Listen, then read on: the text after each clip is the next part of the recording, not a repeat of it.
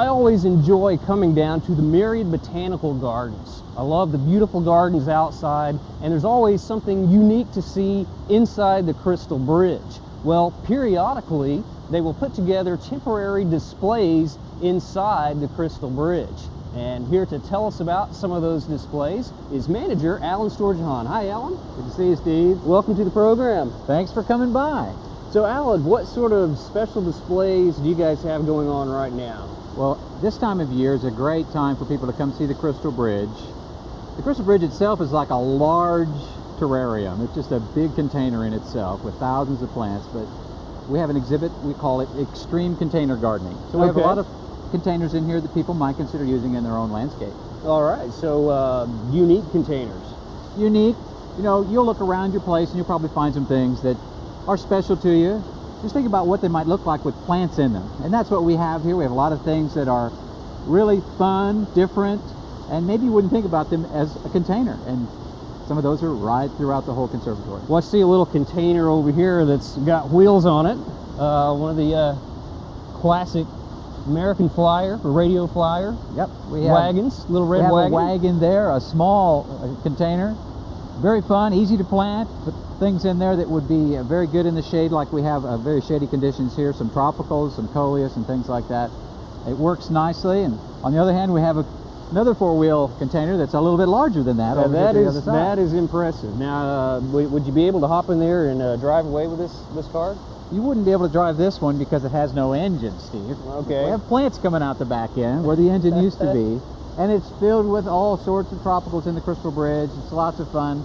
This particular Volkswagen was found at a repair lot, and the gentleman, I liked it because it had a sunroof, so we could let the plants grow up. Absolutely, yeah. Okay, and there's a driver behind the wheel, is that right? We put a little person in there made out of clay pots and with a big fern coming out of her head, and we call her Fern. And this Volkswagen was really inexpensive because it came from a salvage yard, and maybe someone might want to do that. All right, it's, I think, a wonderful touch.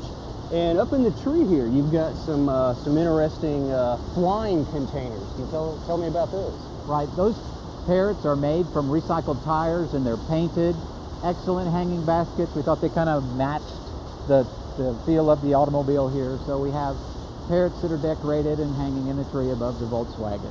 Good thing to do to recycle some of the old tires you might have. That's right, and we found those on the internet. It was really kind of a neat website, and so we actually purchased those in and planted them and hung them in the trees. Wonderful, very colorful. And I guess really anything you can find that will hold soil, you can make a container out of it. That's really true, and we have everything from the kitchen sink in here, it seems like. But right behind you is our flower bed, and we have just some old bed rails or the headboard and baseboard to a bed. Just stick it out there in the flower garden and you get that instant look. It really is a nice feel for anybody's backyard garden. You just don't want to lay down on it right now. You really don't. Yeah. Okay. Those guys wouldn't appreciate that. Okay. And I even saw an old wood-burning stove back here. You guys got that planted? That's right. A lot of these things came from the staff and friends of the staff, and some of them came from my yard. And we have landscapers who have things that they thought would be fun for us to have. So I'll show you some of those here in a minute. We have a volunteer that donated the lavatory here and planted it. Lovely. And that color just really stands out in the conservatory. Yeah, it really does. They did a great job planting it there. And Bruce Britt, who works at Saddleys Nursery here in Oklahoma City, want to give him credit for bringing that in. Excellent. Good choice. Well, right over here I see some stone-like containers, and I was wondering if you could tell me a little bit about some of these types of containers. Well, as folks go around the state and the garden centers, you're going to find some really neat new kinds of containers out there. And these are hewn out rocks. They come from a company called Big Bend Stone Company that's in very South Texas, almost along the U.S.-Mexican border. And as you can tell, they're just the inside has been chipped out. Chiseled out the inside of the rock. That's right. Wow, amazing. And those do have drain holes, right? They do not have drain holes. They do not have drain holes. The rock is very porous, and the water just works its way out. And we've been told that these work very well for orchids, and a lot of folks are beginning to use these as orchid type of plantings. And I want to tell you a little bit about these plants here. These came from Isley Nursery, and the Isley Nursery has a great selection of these dwarf plants that work well for these kinds of container gardens. And this is a small spruce that we got from Isley Nursery. Big nursery back west? In Oregon. up in Oregon. That's right. And also some Hypertufa planters. That's true. A lot of garden magazines are featuring the Hypertufa, which is a combination of cement and sometimes perlite, but peat moss and perlite and cement. And it's a lightweight container. This is pretty easy to make. Folks can make their own if they want to, either in a box shape or kind of a nice round bowl shape. Looks just like stone. It really does, and it lasts a long, long time. The original tufa stone, you know, it's kind of hard to get a hold of, and it's very expensive, so you can make your own Hypertufa with peat moss and cement. Well, Alan, I know you have an idea about how gardeners can save some money when it comes to gardening with containers, and you've got an example right here. Well, this is a large pot, Steve, that when we found it, it was all broken. And all we did was we got it at a very economical price, obviously, because it was broken, and we just tied it together with a rope here, as you can see. And there are a lot of people who use containers in their garden with nothing in them. They're broken. They just have a different kind of a look and feel. So people shouldn't be afraid to use pots like that in their garden. Sometimes you can lay them down, as you've done there at the studio gardens. It looks very nice that way, too. The plants spilling out of them. Plants come out of them, you bet. Okay, and you can even use that sort of as an art element in the garden. Absolutely. As well. You really can. Okay. Well, Alan, right over here, you have a very lovely old rusty iron urn.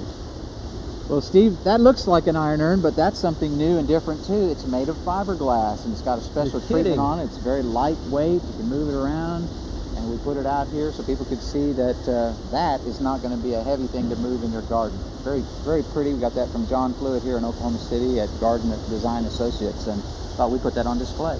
That is a very nice work of art. I mean, that looks just like metal. It really does. It's amazing. I love the bathtub planting you've got right here, but can you explain the foam peanuts down here at the end? A lot of folks have bathtubs. Why not put some plants in them?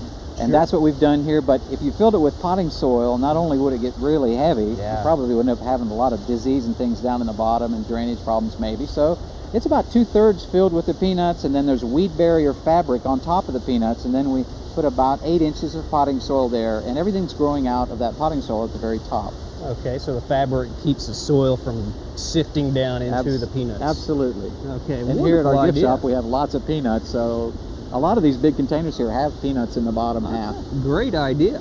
And something else you can do with your containers. Well, this is a beautiful dimple jar that has a hole in the bottom, obviously, and it's actually sitting on a big tub where the pump is in the tub, and then it sends the water up through the middle. And you can get a beautiful container, put it in a setting like this, and fill it with water and have water going all the time. And even if you have a very small patio garden, this is a perfect type of a water feature for you in using containers. And you have something like a piece of hardware cloth or grating, metal grating that everything sits on top of that little reservoir. Just enough to keep people from falling through. It's beautiful. Wonderful, wonderful idea. So Alan, if you would, can you tell me a little bit about the Myriad Botanical Garden, the Crystal Bridge, when you guys are open, that kind of thing? Sure, Steve.